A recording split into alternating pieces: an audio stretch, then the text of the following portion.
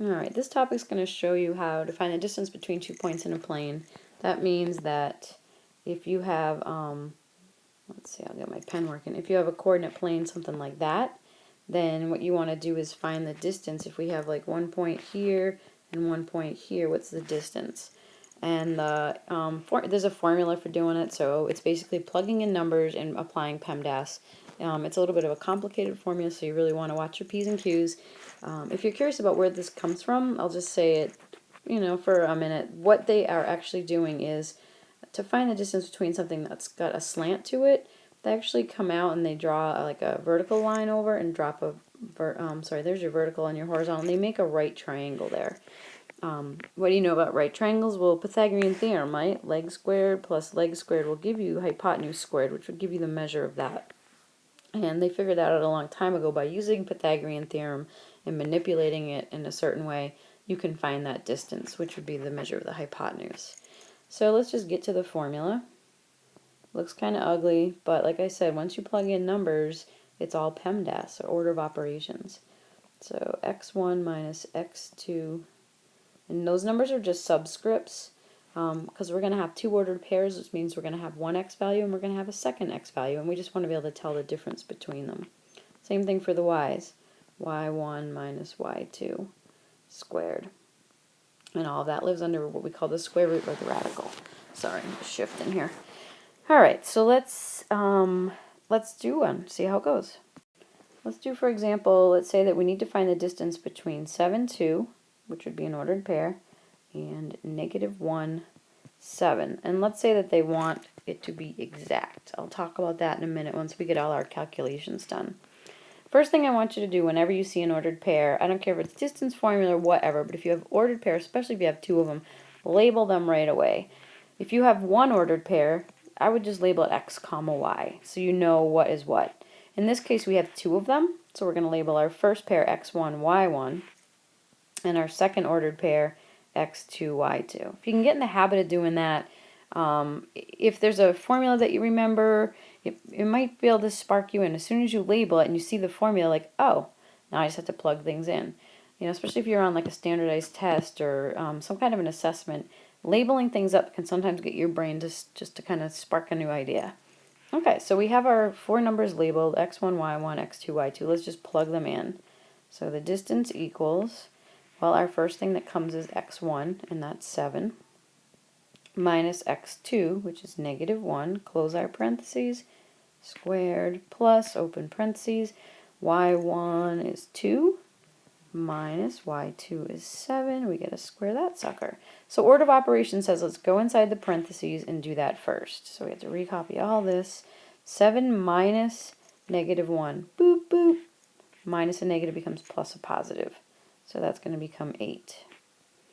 2 minus 7, there's no boop booping there because it's not minus a negative. So if we have 2 and we take away 7, that's going to give us -5. So now we're going to apply our exponents. And 8 squared is 64. -5 times -5 will give us a positive 25. And then finally we can add those two numbers together. 5 and 4 is 9. So we have 89. What they asked us was to express our answer in an exact form.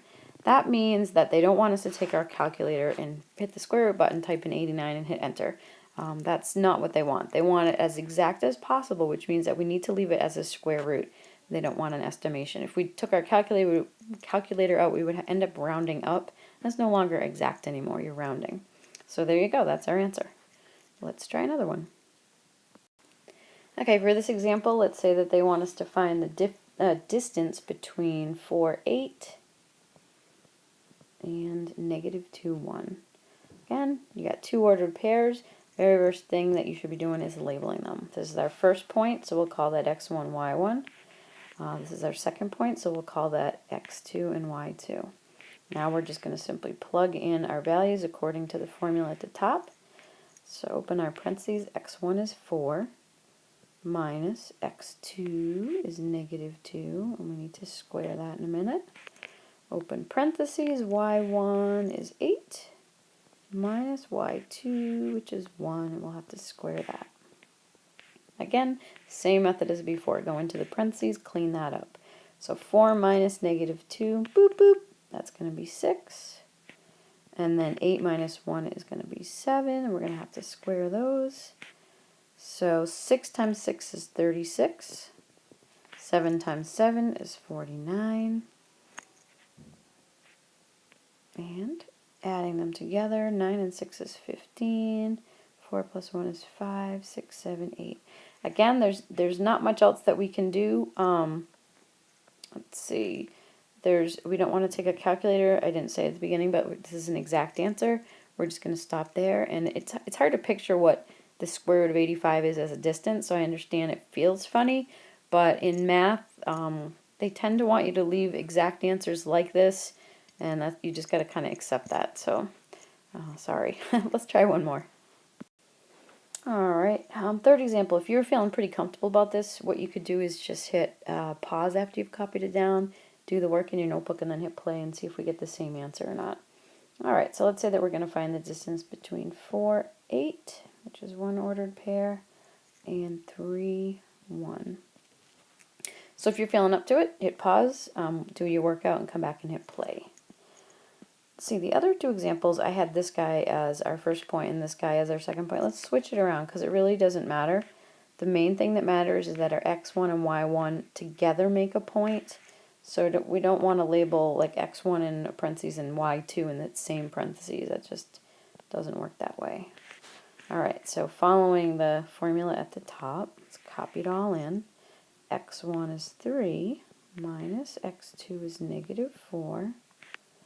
Plus y1 is 1 minus y2 is 8. Let's clean it up. 3 minus negative 4, boop, boop. That won't always happen on the first one. Just these three examples, for some reason, it always happened. 1 minus 8 is negative 7. So we're going to get 49 plus 49. And that will give us the square root of 98. Now this is not quite finished. What we need to do, there's another video that I made called Simplifying a Square Root. Then you want to go take a look at that if you haven't done this before. But 49 has some factors. It has 2 times 49. And this is a perfect square. And one of the rules of radicals or square roots is that you can't leave a number under a radical if there's a factor that's a perfect square. So leaving 98 like that, we can't do it. The math police will come and like scream at us, and it won't be pretty at all. So here's what we do, just as a quick thing. So we have the square root of 98. We know that 49 times 2 is 98, so we can rewrite it like this. Square root of 49 times the square root of 2, because 49 times 2 gives us 98. Now this guy here, everyone should recognize the square root of 49 is 7. So it's now 7, there's no square root there, and we still have this square root of 2. So that guy came here, that guy turned into that, and that is our final answer. Alright, thank you. Let's do one more, just in case you want a little more practice. If you're feeling really comfortable with it, you don't have to follow along with this one, just a suggestion. So let's see, let's say that we have the point for 8, and we want to find the distance between that and negative 2, 1. So again, I'm going to let this be my x1, y1, and I'll let this guy be my x2, y2. We have the formula from up above, so we're just going to plug it in. Distance equals square root of x1 is negative 2 minus x2 is 4. y1 is 1 minus y2 is 8. Cleaning up the parentheses, negative 2 minus 4 is negative 6, and we still need to square that in a minute. 1 minus 8 is negative 7. We also need to square that. Negative 6 times negative 6 is positive 36. Negative 7 times negative 7 is positive 49. And then when we add them together, let's see, 9 and 6 is 15, carry the 1. Okay, so I know we could double check it. I know 5 goes into 85, and it's going to go in 17 times. Neither one of those is a perfect square, so this is as exact as we can get it. It's okay to leave the 85 under the radical because it has no perfect square as a factor, so it's absolutely a-okay. So you just leave it all on. Hope that helps. Thanks.